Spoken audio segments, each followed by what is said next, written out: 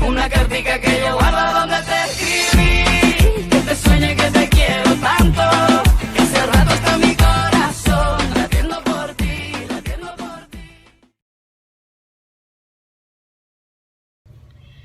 Perkenalkan, nama saya Natasha Putri Lia Andrian dari kelas 1 TIM, Prodi Teknologi Informatika Multimedia Digital, dan teman saya. Nama saya Yunari Putri Syafani dari kelas 1 TIM, Prodi Teknologi Informatika dan Multimedia Digital.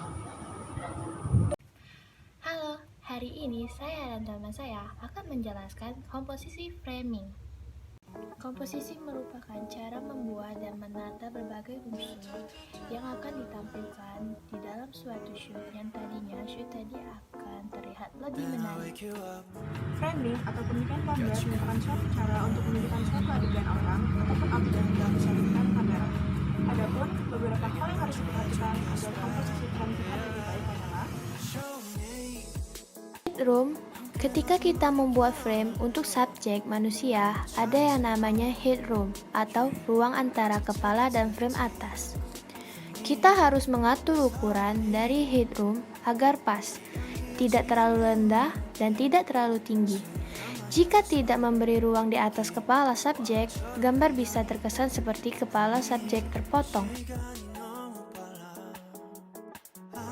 dalam mengatur komposisi saat mengambil gambar orang berjalan, kita harus memberi ruang atau space di depan orang tersebut. Tentunya, fungsinya agar orang tersebut memiliki ruang gerak.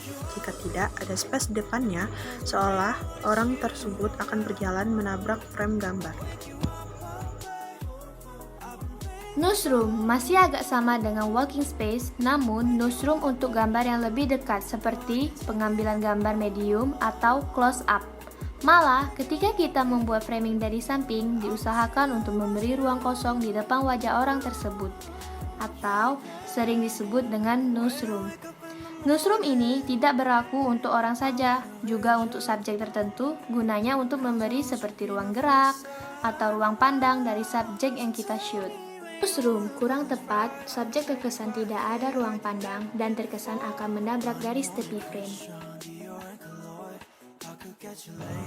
Untuk framing pada subjek manusia, ada beberapa hal yang harus diperhatikan, terutama pada garis tepi frame.